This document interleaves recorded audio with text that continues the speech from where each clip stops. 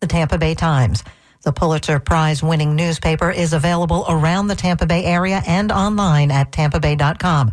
Thanks to the Tampa Bay Times for their support.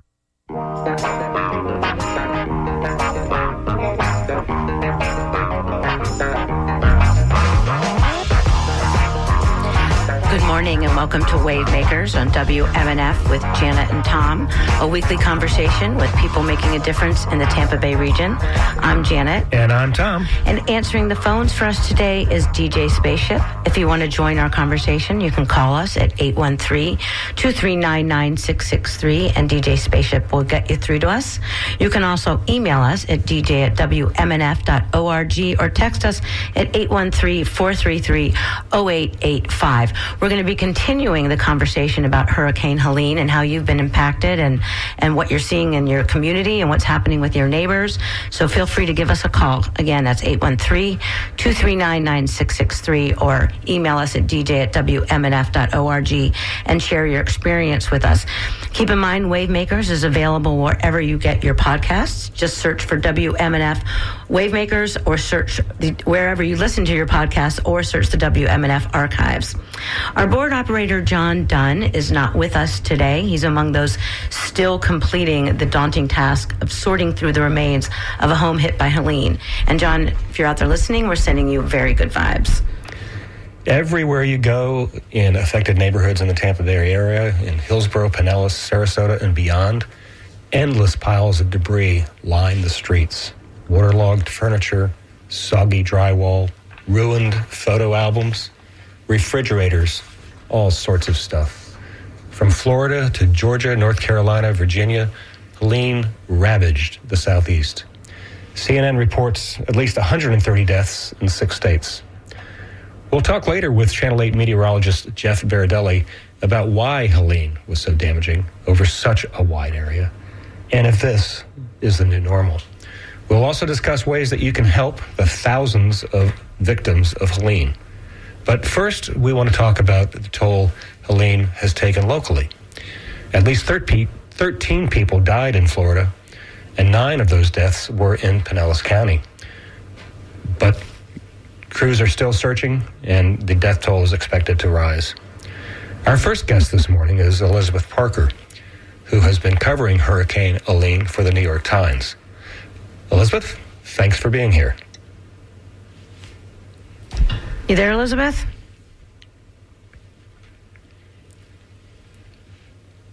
Well, Elizabeth Parker spent... Elizabeth, are you there? Wait, I got it. I'm here. Okay, thanks for joining us, Elizabeth. First, I want to say that Elizabeth lives in Tarpon Springs, and you were affected by the hurricane as well. Can you tell us about your own personal experience? Well, my house is 13 feet above sea level, but I am on a bayou, spring bayou, so I can see the water, but I somehow thought 13 feet was not going to be a problem, but it came up much higher than I would have ever guessed and flooded my garage and got to 20 inches below my floor. So I feel like I was really lucky. But you kept watching that water rise, and what were you thinking? Some of it was not thinking. I was, I guess, in a state of shock. I didn't know what to do. Like I never thought that I would be in this spot, which is, I should have. Yeah. So, Elizabeth, you spent Sunday morning on Indian Rocks Beach doing some reporting for the New York Times, and Indian Rocks Beach is where 3 people died. Tell us what you saw and who you talked to in those hours that you were there, which were, you were probably among the first person that people saw from sort of civilization, because they were just isolated there for days after the hurricane. And he had to get there by boat because the bridges were not open yet to everybody. Yeah. But who did you talk to? Tell us who you talked to. Okay. I'm going to start. There's 4 people that I'm just going to pretty much read to you from my notebook. So the first, her name is, I'm calling her M. She got in her attic, which is a bungalow, and her grandparents had built the house in the 1940s, and it had never flooded, she said. So she's been there 20 years. She said she'd left for a few of them, but this one, she said, I just didn't. At one point, and I'm quoting her now, I tried to leave, but the water was too high, so I ran back in the house. It sounds weird, but then I just gave up. I sat on my couch and put my feet up on the coffee table to get my feet out of the water. It was so gross. It was brown. I've been comparing it to a tidal wave. It was doable, and then it was life or death. So this person that you talked to, you, why did you talk to her? How did you find her? He lived across the street from a man who died. So she lived across the street from one of the men who died. Yeah. Indian Rocks Beach, there were three deaths. Three deaths. The most deaths of any single community in Pinellas, right? And Pinellas, has had the most deaths in Florida. So she was somebody who chose not to evacuate. Did she tell you why she chose not to evacuate? She said she just didn't. She said everyone stayed. She felt like she's somebody, one of the things that people have talked about is maybe people who didn't leave because they hadn't lived here long enough and didn't know. But were the people that you talked to who had been there, were they newcomers or were they longtime residents? They were longtime residents. And the former mayor, R.B., he said that it kind of, a lot of people don't leave. And there's many reasons. There were a lot of old houses that were built in the 40s and they're one-stories there. And they were taken by surprise, he said.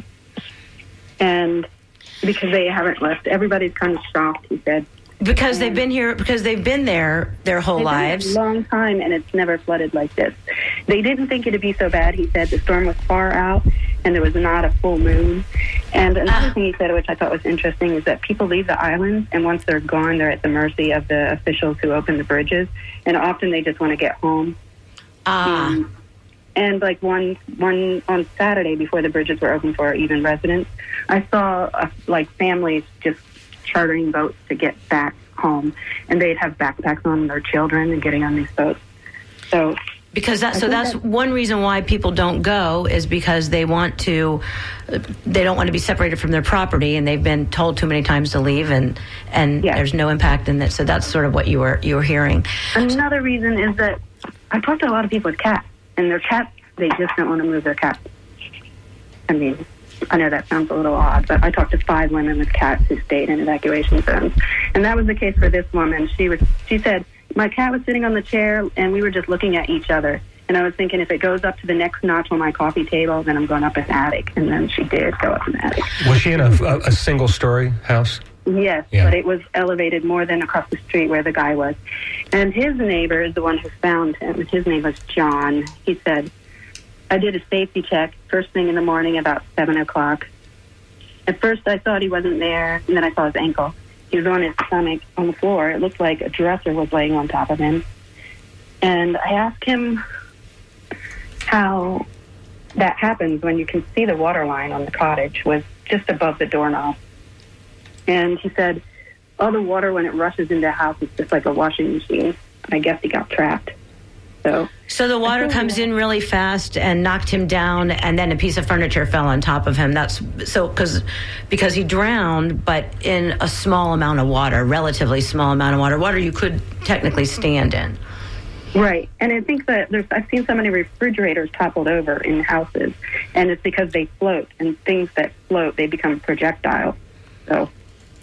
We've got a comment from Bubba. Bubba, thank you for participating. He says, Elizabeth, this isn't a question for you, but he says, now that Ian hit Fort Myers and Helene while at Tampa Bay area, the entire west coast of Florida has felt the impact of severe storm surge. At what point does Florida become uninsurable? I think I'll move to North Dakota in 10 years or so. I saw... Elizabeth, you did actually, it's not necessarily a question for you, but you, in your reporting, found that a lot of people are not insured. Yes, that is true. A lot of people already are not insured or choosing not to be insured, and then having the experience of struggling to then, be made whole for the damage that they experienced. So we're talking to New York Times, we're talking to Elizabeth Reporter, who's been covering Hurricane Helene, and it spent Sunday morning on Indian Rocks Beach talking to people who were impacted by the hurricane. We want to hear your stories. You can give us a call at 813-239-9663 or send us an email to dj@wmnf.org. And so the woman who died, you mentioned that she was in a single-story home. So you had a man who died. You talked about that. And then there was another person who died just a few blocks away, right? She's actually a mile south and on the Intercoastal Waterway. And she was a teacher, and her condo flooded. So she went to her neighbor's, and her neighbor is on the third floor of a condo looking over the Intercoastal water. And so she was there with her neighbor and her neighbor's son and daughter, who also had flooded out. So they were listening to music, and the neighbor said she was trying to play mom and take everyone's minds off the fact that everything they own was being destroyed. And about midnight, Donna said, I'm going to go get my pajamas and check on my cat. And that cat was Dylan, named for Bob Dylan. And so she went down these stairs, and we don't know. And then later, a neighbor about 12:15 found her floating face down. Wow. She said the water was over 3 feet high, and it was all black, and there was no power, so it was dark. So she left her place of safety to check on her cat. That's very sad. Yeah. So we know there's a third death also in Indian Rocks. Is that right? Yes. Don't know the person's name. And do you know the circumstances? Almost all of the Barrier Island deaths, which is where most of the people died in Pinellas County, they said they were in their homes. Yeah, there was a death on Sunset Beach. There was a woman there. And Sunset Beach is one of the most vulnerable spots. That's a beach, the southern tip of Treasure Island, and it's very low. And we've got an email from somebody who says, no need to say my name, but he's asking, did Pinellas wait too long to issue a mandatory evacuation? It came Wednesday morning, I think. I don't know. I don't feel like they did. I think that the people who stayed were people who wanted to stay. I didn't hear stories of people struggling to get out or needing to, In fact, I think the first person you mentioned, I think his neighbor had told you that he was just stubborn. He was not going to leave. He tried to get him to leave, and he just would not leave. That is true. Yeah, they had time to leave. And again, I think, people got complacent over the years. Is that something that you heard from the former mayor of Indian Rocks Beach that you talked to? Yes, actually I heard that from someone else who said she got complacent. And she thought she was going to die when she was watching the water come up and felt very alone. And I think the woman who was in her attic also felt that, even though there were a lot of people there. It's just that no one could come from the mainland. Yeah. So they were very much on their own feelings. So we've got an email from David Bryant. He says, thanks for covering this important topic today. I'm curious about pets that died in this storm. It's sad that more people didn't evacuate, especially since many storm shelters are pet friendly. Does your guest know about pet deaths from the storm? And then David says, I'm thinking about going bare on insurance because it's so expensive. Florida's paradise is becoming hell over time. I don't know about that. Elizabeth, do you know anything about the pet deaths? And if you don't, then maybe... I have not heard anything about pet deaths, but I'm interested in the Egmont Key where the gopher turtles were. I don't know if they made it through because Egmont Key sits at the mouth of the bay and it's only 6 feet high at its highest point. So that might have gotten affected. One thing that I have to say that I've noticed in talking to my friends who have been impacted is everybody is just so stunned. There are people who are there in a state of shock. They can't remember one thing to the next, what their insurance person has told them, who is coming out to. I hear it over and over again as I'm stopping by people's houses to help them out, that they're all going through the same thing of, first of all, finding water in places they never expected it would be. As soon as they think that they've got the water out, there is more water someplace else to clean up. It's in a clothing, a plastic box underneath the bed. It's in an old box of CDs. It's in the plastic box that you thought maybe was waterproof, but then when you actually try to pull it off of your shelf, it is filled with water. It's filled with water. Well, people are just overwhelmed. They're stunned. They're shocked. It's hard for them to focus and even prioritize what to do next. I mean, when we saw a friend of ours, it was the first people she had seen in a couple of days, really, other than the few neighbors who had stuck around.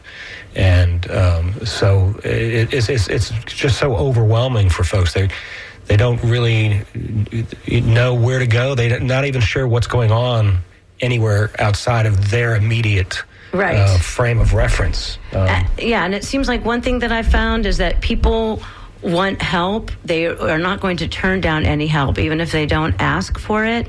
And the people who are cleaning out their homes, they have a huge need of just what I'm seeing from asking people ice and water and a shop vac and heavy garbage bags and somebody to do their laundry. I know Sean on his show had a guest on who talked about offering laundry services, cleaning services in Pinellas. But if you know somebody who's been impacted, just offer to do their laundry. It's amazing how far that goes, because people have closets full of clothes that they cannot wear and that they need to have washed. And if you were affected by the hurricane, if you evacuated or if you decided to ride it out and you're now dealing with the after effects, please give us a call and tell us what you're dealing with. Tell us what it was like to go through this experience. I think it helps for people to hear these stories, so the next time this happens, they might remember how horrifying it must have been for these folks who are trapped all alone with water rising. So if you have your own experiences, please call us at 813-2399-663, or you can email us at dj@wmnf.org, or text us at 813-433-0885. We'd really like to hear from you. Yeah, and so, Elizabeth, when you went over there to Indian Rocks Beach, what was what was the frame of mind, you think, of the people that you talked to? They were definitely shocked. I remember someone saying the words, I can almost string a sentence together. Right. Yeah. And everybody was saying they were devastated. That was their word. And but people were helping each other, right? The neighbors were helping neighbors. Exactly. Yeah. There were people coming by offering things like fruit and water and even cat food. Yeah, well, we had a friend of ours, a former Wavemaker, still a Wavemaker, but a guest on the Wavemaker show, Wendy Lee, who was struggling. And the very next day, a neighbor came over and installed a window unit, air conditioning window unit in her house to help her. It was a lifesaver. She had electricity, but she didn't have air conditioning. Her air conditioning unit had been blown out. Yeah. She had about 4 feet of water in the first floor of her house. So, and that's definitely another thing that I think is happening, is that people are coming together in a way that you don't see people come together often, and helping their friends and helping their neighbors and helping strangers. And there's a reason these are called barrier islands, you know. There's supposed to be a barrier from these kinds of storms, but it's so beautiful there on the beach. It's hard to resist living there or visiting there. So many people have places over there, whether they are full-time or they are vacation rentals. We have such a close personal connection to the beach around here. It's just devastating to see. And one of the things that always struck me, I lived in Sunset Beach for a few years, is these towns may seem like nameless, faceless towns that you're passing through as a tourist, just one town after another. You can't even tell if you're in Reddington Shores or Treasure Island. But these are really small towns. Did you get that? I definitely did. And I was talking to the former mayor. He said he'd lived there since 1985, and his family had owned property since 1930. And I heard that from many people, that they come there and they don't leave. So these people knew each other. They were rather a close neighborhood. And that first man who died, he had owned a restaurant there, and he said everybody said they loved him and that he was the kind of guy who liked to sit in the restaurant and talk to you and hear your story. So they were definitely a tight-knit community. And another person said that it was Mayberry. Mm-hmm. There was definitely a feeling of coming together, and that was Sunday. How many days after? Yeah, just a couple just of days a couple after. days. It feels like a week ago. It does, doesn't it? Yeah, 2 That's days. one of the other things about this state is like, what day is it? What? Yeah, they don't know what date it is. We have an email from Rochelle Reback. Hey, Shelley, and she hosts Midpoint. And she says that it's so overwhelming that people don't know what to do or what steps to take. On tomorrow at 10 a.m., Shelley's going to have on experts in insurance claims and disaster recovery to answer questions and provide advice on what to do, because that is, again, one of the things that you're seeing is as people are in the middle of trying to sort through their lives, literally years and years and years worth of memories and things. Luckily, there have been deaths, but luckily not nearly as many as they're seeing up in North Carolina or the Carolinas, also having to deal with how to file claims and navigate all of that paperwork. It is really complicated, really confusing, and can be very frustrating, especially when you're standing in a house that's been filled with 4 inches of water and you're trying to deal with everything else. And meanwhile, the insurance company's not getting back to you, and maybe you're not having cell phone service very well. So it's a very stressful time. Yeah, and so Elizabeth, anything else that you've learned? I was struck by the woman who died in Sunset Beach because she was living in a very small one-story place directly across the street from the beach. That's the kind of area that you can't take chances with the hurricane that's coming. You've got to get out of there. And did you hear anything about why she decided to stay? I did not, but I did also. I don't think I mentioned that they thought the storm was far out and there wasn't a full moon. Did I already say that? The full moon, yeah. But there was a high tide about I don't know, midnight. Yeah, but it wasn't as high as it could be. So there, yeah. Yeah, it was definitely complacency. Yes, they misjudged the power of the storm, and one of the things I was struck by this time, and we've had pluses and minuses with some of our forecasts, but this forecast was just dead on. It was not just the track, which turned out to be very, very close to what they had predicted several days beforehand, but the storm surge. The storm surge predictions were so high. There were folks who were experts who were wondering whether that could possibly be that bad, because it covered Davis Islands. I think every inch of Davis Islands got covered with in Tampa. And in general, yeah, you're right, Tom. It did everything that the forecaster said it was going to do. Yeah. It rose just like it did. The high tide was starting to rise. It was coming in at 9ish and started subsiding just when you thought it was. And we're going to be talking later in the hour with Jeff Berardelli about how a storm that's eye was, what was it, 90, 100 miles off the coast almost the whole time, yet caused so much devastation to our area. So we will be talking about that. But right now we're talking about people who were impacted and the cleanup process and that struggle of sorting through a lifetime's worth of memories in your home at the same time that you're also navigating how you're going to clean that up and deal with paying for it and all that sort of thing. And housing. So many people who have no housing. That's the other thing that people are really looking for is, Tom, you have... I know someone who manages Airbnbs, and they got 200 bookings within the first few hours the very next day. People are desperate for housing, and we had a housing shortage to begin with.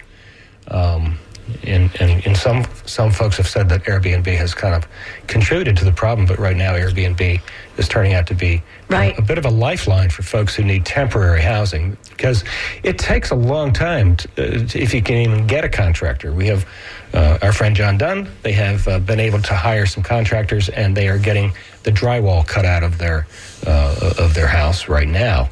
But sometimes you just can't even find a contractor. There's so much demand on them. So, well, Elizabeth, thanks for being with us. We appreciate it.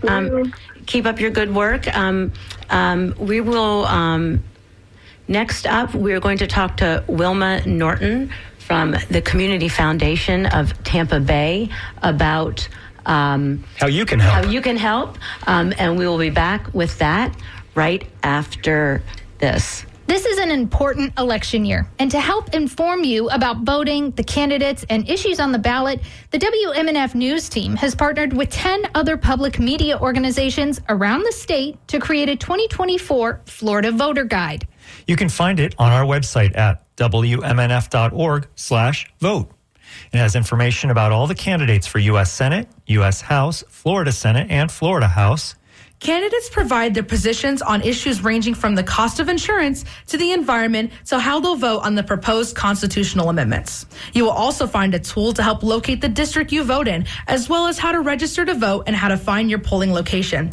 Tell a friend about WMNF.org. This is WMNF, pre-recorded show, Wavemakers.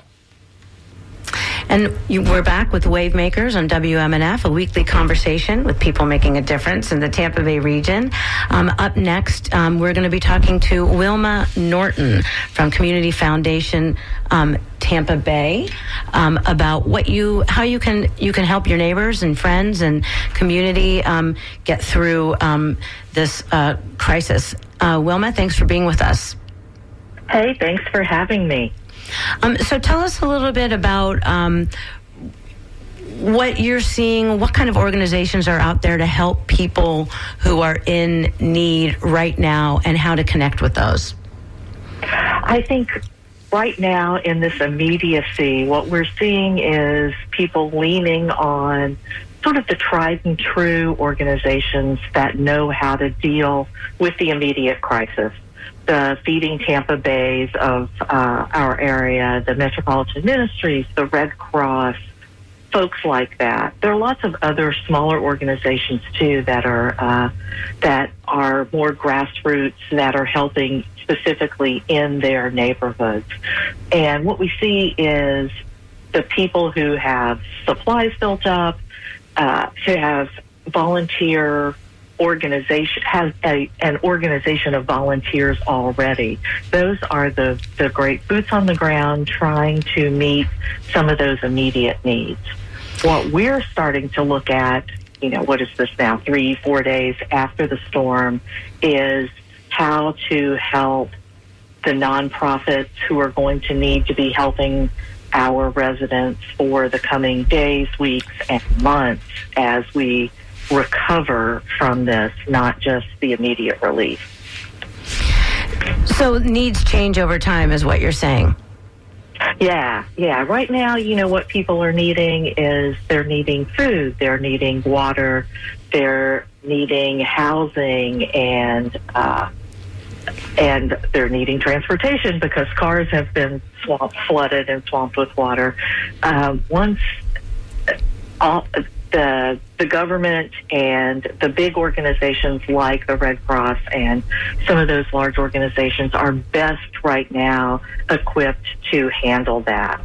It's as we start to move, probably even into next week, I think we're really going to get a good picture of what the mental health crisis is going to look like, what the workforce recovery is going to look like, all of those kinds of things. So part of what we're doing is urging people to start thinking about how they can help, not just now, because we want people to help now. I'm not saying that, help your neighbors right now, but it's also time to start a few days after the storm thinking about what we're going to need to get through the coming weeks and months. Wilma, what struck me in the last couple of days as we went to help our friends and neighbors is some of the things that I have learned is that if you are thinking your friend needs help,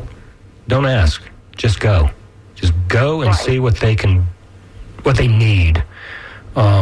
Take them food, take some water, because you don't know what their situation is. Take them some ice. Shop vacs have come in very handy because they can suck up a lot of water, and People may not have a shop vac. If you have one, take it over to your friends. Take some bleach. Take some rags. Offer to do their laundry. Offer to do their laundry. Yes. I put extra bleach in my grocery order this week for that very reason. And I think that's where we are right now. I know people want to volunteer. People have a good heart, and for the most part, in situations like this, people start raising their hand. Those of us who weren't severely impacted want to extend our gratitude to our neighbors, and I think that's our biggest. Tom, you hit on it right now. Just look at the person next door. Look at your friends. Text your friends just to see if they're okay. That's the greatest thing we can do right now as we begin to think about, okay, once we get through the next couple of days, how do we really start to heal, and how do we start to rebuild? Yeah, and people who, nobody knows other people's circumstances, right? And so they maybe they have insurance, but they might have a cash flow problem right now. Maybe they need to put a deposit down on an air conditioner or something like that, and you just never know where people are in their financial situation, and anything can help. And the other thing that struck me, Wilma, is that no one is immune from this. This took out everyone, rich, poor, and in between. I happened to run into former Governor Bob Martinez the day after the hurricane. It was about, 10 o'clock in the morning, and here he was outside, 85 years old. He was telling me, we got 4 feet of water in our house. We've never been flooded before. And yet, here he is. He's up, he's smiling, and he's doing the best he can. So it affects everyone. I think that's one of the things that we really do have to keep in mind is just the stress of all of this. I know I'm exhausted, and I didn't have any damage. Right. We lost one car. That is, in the grand scheme of things, no big deal. And interesting that you're saying you lost one car, and because Tom and I were so lucky, we actually missed a delivery. We never lost we were power. So lucky. Our street never flooded. Yeah. We have lent our car to a friend of ours who all 4 of his cars were damaged. But then that's the magnitude of it, is that we all know, Wilma, you lost a car, but we all know people who lost so much. Lost loved ones. Who lost everything. Lost everything. And they can't see an end, right? This just seems like a long, dark tunnel and not seeing any light at the end of it. But every day, what strikes me is how quickly things are starting to recover. I'm just amazed at the mounds and mounds of drywall soaked that's now lining the streets of Tampa and Pinellas. But I'm wondering, Wilma, if you can tell us specifically if somebody wants to help. Is there a website? Is there a phone number? What can they do? Well, so I think if you want to help, as we were saying, in this very immediate situation, first thing you do is you turn to your friends and your neighbors. If you have money to give right now, we're urging people give directly to those organizations that are on the ground. The Feeding Tampa Bay, the Metropolitan Ministry, your favorite, Reach in St. Pete, the St. Pete Free Clinic, the Clearwater Free Clinic, the Crisis Center, places like that and that are really out there. Help them right now. And then as you start to think about going forward, we've put together, our response is that we freed up $1.2 million for some strategic help to nonprofits as we go through the coming weeks and months.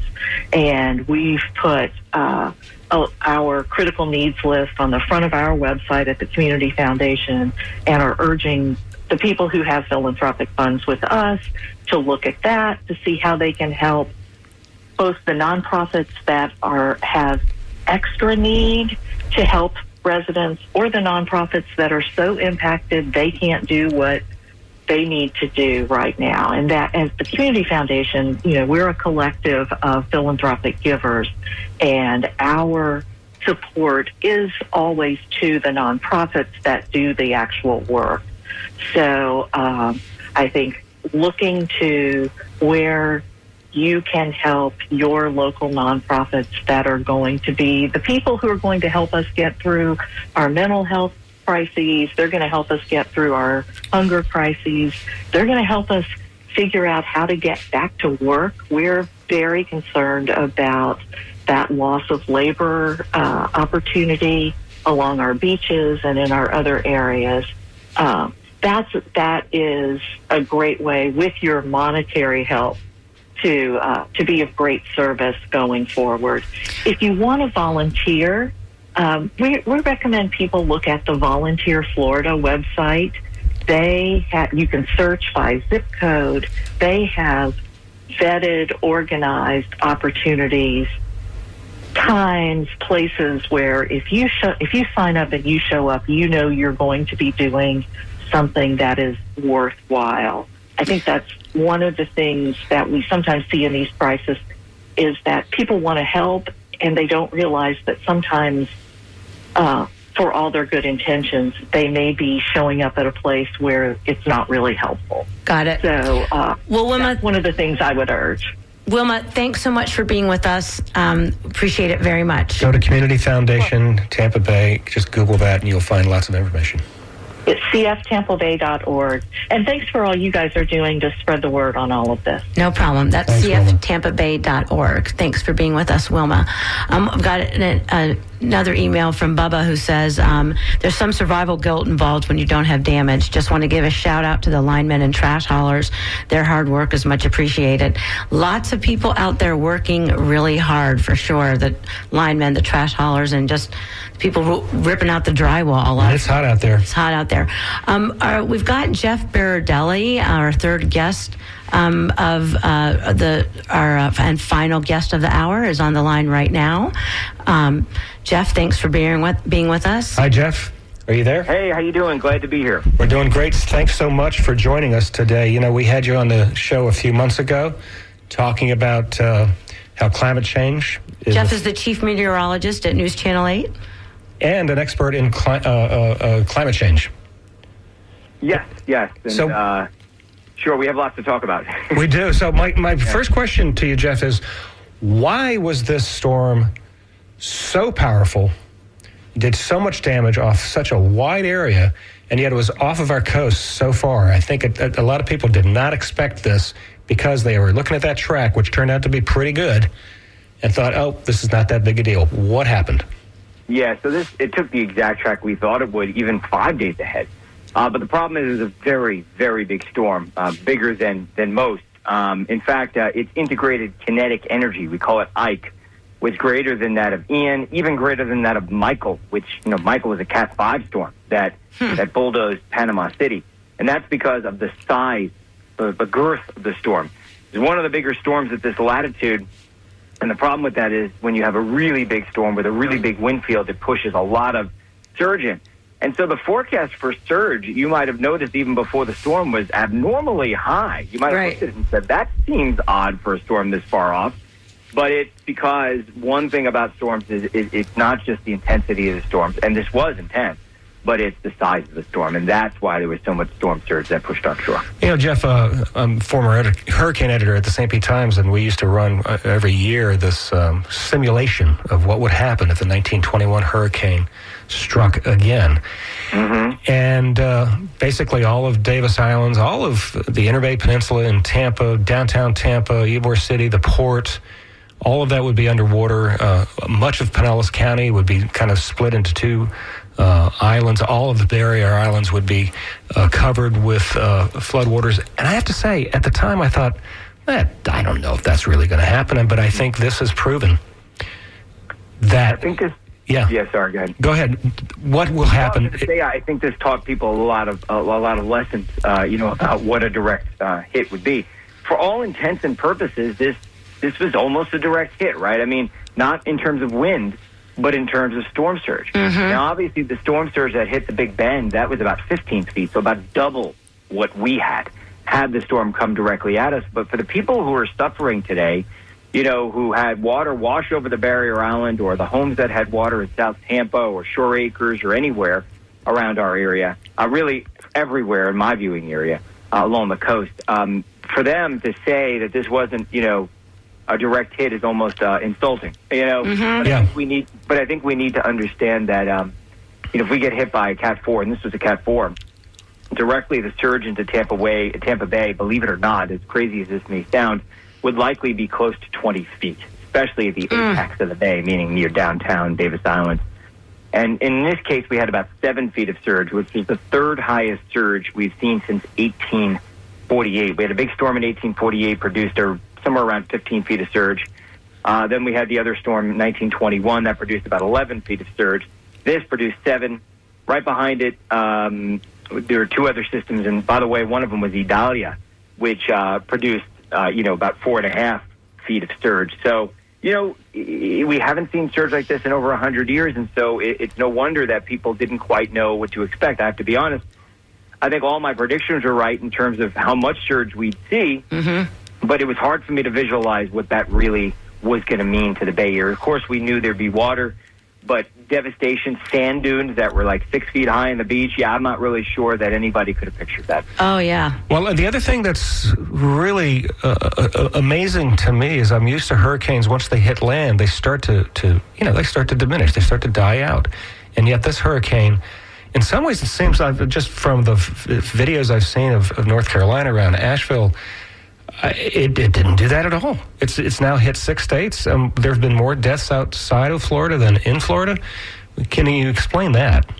Yeah, and I think, to be honest with you, that I expected. If you watched my weather reports 2-3 days out leading up to the event, I kept incessantly talking about the western mountains of North Carolina. Mm-hmm. And my bosses were probably like, why does he keep talking about the mountains of North Carolina? And I realized that we are a local TV station, but we have a lot of connections in North Carolina, though, Jeff. I feel like there's a lot of connections. Yeah, that's exactly right. And it's not just that, right? It's, we're humans. We feel for everybody. Mm-hmm. And this was a disaster in the making. It was a slow motion wreck.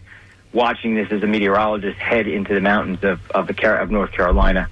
Well, first of all, it was moving very fast, so it retained a lot of its power far inland and a lot of its water. But before the storm even came in, there was about 6 to 12 inches of rain in the mountain up there because we had something called a predecessor event. Now, predecessor events are very common. We see them in storms that move up the Bahamas and then up the eastern seaboard, up the Carolina coast and then up towards New York City. Oftentimes you get these coastal fronts that set up because just the onshore flow and that transport of tropical moisture in the mid-levels, which is what we had here, transports the tropical moisture north, and then you have this coastal convergence with winds off the ocean. Anyway, the same thing happened this time. We had a tropical feed of moisture in the mid and upper levels that is headed way ahead of the storm, like 3 days ahead of the storm of Helene as it made its way towards the Gulf Coast. That kind of set up, unfortunately, a situation where the ground was saturated there. And you get all this orographic lifting. So essentially the terrain, the mountains will lift the air really, really rapidly. And then on top of that, you get the storm that just slams into the wall, which is the mountain. It literally slams into the mountain and just drains all the rain over one place in a very short period of time. So we've seen this happen several times in history where storms slam into the Appalachians and dump 20, 30 inches of rain. I would say that this is the worst case of it. And part of that... You said several times in history. Can you say, give me a scale, tell me. Agnes is one that comes to mind, which hit up north. The biggest impacts were up towards the northeast and the middle Atlantic. And that was when? There were several. In fact, you can look at... The last thing I retweeted on my timeline on X was exactly that, about 4 storms 4 or 5 storms that have done a similar thing. But of course, you have to go way back in history to see them. So anybody who is not a scholar of weather and doesn't follow this wouldn't know. You just don't know until you see it with your own 2 eyes. Mm-hmm. But I'll add one thing to that, which is climate change. So 2 studies came out yesterday. One of them was done by probably, I would say, the guy who, the climate scientist and hurricane scientist who knows the most about this in the world, who's done this for Hurricane Harvey. And and other storms up and down the eastern seaboard and along the Gulf Coast. Anyway, he found that his best estimate is that the rainfall was increased by up to 50%, 50% because of climate change. Because of warmer waters, the Gulf was about 3 degrees or so above normal. It was at record levels, and air temperatures are obviously warmer than they used to be 100 years ago. So take a system 100 years ago, you get 10 inches. Today, you get 15 inches. Take a system 100 years ago, you get 20 inches. Today, you get 30 inches. Not everywhere, but there were some places that saw, as much as 50% more rain because of climate change. But, Jeff, we've also experienced this summer right here in the Tampa Bay area enormous amounts of rain falling in an hour, right? Yeah. Is that also climate change? Yeah, to some degree it is. I mean, the Gulf is so warm. The dew points. So let's put it this way. We had more days where dew points were above 80 degrees this summer than any other year in our history, by far. We had more days where it feels like temperatures were over 100 degrees than any other summer. And that's including last summer. And last summer really was the record holder. But now it's this past summer. So there's a lot more moisture in the atmosphere. That's not just at the surface. It's also integrated through the water column into the clouds. In general, Earth, over the past year and a half, 2 years, because it's been so hot, we've seen a big spike in temperatures just over the past couple of years. We have about 10% more water vapor in the Earth's atmosphere than we did, just 30, 40 years ago. So, this is a lot. It's a lot, and it spikes extreme rain events a lot more than it spikes your everyday rain events. And everyday rain events might go up by, 5, 10%. But these most extreme rain events, they can go up 20, 30, even, as you can see, with Helene, 50% because of climate change. And so we call this a 100-year event. And for us, it has been more than 100 years, 100 and 2 or 3 years, since we had this kind of storm surge. But it seems like these 100-year events are happening more frequently than 100 years. Is that? Well, yeah, that's true, especially of rain events. And yeah, you're right. We had 3 events this summer, really 2 big events. It was Hurricane Debbie that produced so much flooding in parts of our area, and then it was that crazy 2 days of big thunderstorms across the bay, across Tampa and St. Pete, that produced all that rain. So it's mainly, when we talk about these 1 in 100 year or 1 in 1,000 year events, we're talking mostly about flooding events. And yes, we're seeing them more often. In fact, if you look at my timeline, you'll see that during the month of September, every single day, there was not usually 1, but 2 or 3 catastrophic floods around the world. People don't know it because they're not following what's happening in Nigeria. They're not following what's happening in Morocco. They're not following what's happening in Poland. They're not following what's happening in Croatia. But they're happening everywhere, and all the time. If people only understood that, they get the challenge that we face with climate. But getting back to your question about storm surge, so I did a study. I don't know if we talked about this. I think we might have scratched the surface, but we did, yeah. The results of this study. You worked with Columbia, right? Well, last summer I worked with Columbia. This summer we did the study again, but we did it into the future, and we did it with the Department of Energy, and we looked at the atmosphere is warmer, the oceans are warmer. How is Tampa's hurricane risk going to change in the future? And it was pretty astonishing, actually.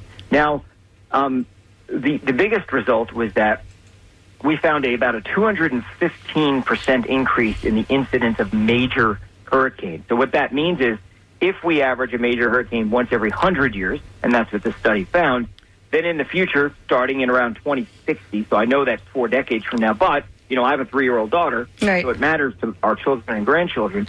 Starting in 2060, we would see that about 3 times a lifetime rather than once a lifetime. So once every 30 years rather than once every 100 years. Now, that may or may not come to fruition because what that's based upon is we ran 8 or 9 climate models, so essentially global climate models. And what they found is it's not a direct result of the warming. You would think, all right, it's warmer, so the storms get stronger. That's not really how it happens. It's warmer, so the circulation changes, and that sends more storms towards the U.S. coast. That's the end result of the study. Now, it found this increase in the incidence of hurricanes, and especially major hurricanes, along the Gulf Coast and Florida and the Southeast Coast. And that's where I say, well, that requires these computer models to be right about the way our circulation changes, and that's a difficult thing to predict. However, what is not required to figure out how much extra rain or how much stronger these storms will be is that.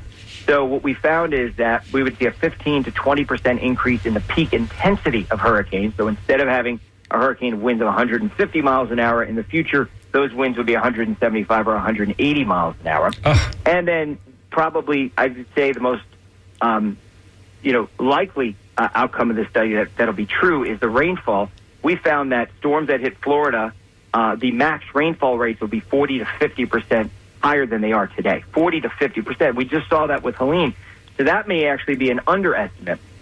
So we're going to see some profound effects to incidents of hurricanes in the future in Florida, and I just don't know how people are going to be able to deal with that, especially when it comes to insurance companies. I'm afraid to see what's going to happen next year to our insurance premium, given what has happened with Helene. Of course, they do their own projections because it's in their financial interest. And man, they could just start pulling out of Florida then. I mean, so it sounds like, because what's odd is we had a period, 2004, 2005, we had a lot of hurricanes. Mm-hmm. And then Florida wasn't really hit by one for, a decade? Yeah. And then, I don't know, around 2016, we got hit, and then we've gotten hit more and more frequently. Yeah. Have we reached a tipping point in climate change now? Is that what's going on? I don't know the answer to that question. This could just be another cycle, and we'll always have cycles, right? So we'll see a situation where 5 or 10 years in a row we'll get hit a lot, and then 5 or 10 years we'll go into a drought, and then 5 or 10 years we'll get hit a lot. But I think what you're going to see is these more frequent hits will happen more often going into the future. And these droughts will be less droughty, if you will, in the future. Yeah. But there's still a cyclical nature because of just natural cycles. That's not going to end. But I think that the natural cycles will become, more hefty when the storms are hitting us, and probably not quite as light when we're in those storm droughts, if you will. Well, a couple of our friends who were flooded, they're ready to just, move. They don't want to be in an evacuation zone A. Yeah. I mean, look, I've always been concerned about this. We bought a condo, my wife and I, about a year ago, and my wife probably thinks I'm ridiculous. She probably doesn't think I'm ridiculous anymore, because I spend a lot of time thinking about, okay, if we're going to buy something on the beach, it's got to be at least 15 feet above the surface, meaning it can't even be the second floor. It's got to be the third floor. Nobody didn't buy anything on the beach, but I ended up buying a condo where, we didn't flood here. I live in Channelside, which is, you would think it would flood, but the cruise ships park here. So the docks are higher than they are in other places. And so the water never really got to my area. It did get down the block about 2 blocks away from me. And most of Tampa, in and around where I live and where I work, WFLA is right on the river. In fact, I had to walk through 2 feet of water to get back to my car from the station, the night of the storm, because the river had overtaken our property and the street in front of us. Nothing compared to what has happened to so many people in the Bay Area, and I really do feel very bad about this because I don't think that people really understood what it meant. I mean, I think what I said on the air was we're going to see about 2 to 3 feet of excess water on top of what we had in Idalia, just to give people an idea. Hey, you flooded during Idalia? Well, you're going to get 2 or 3 feet more.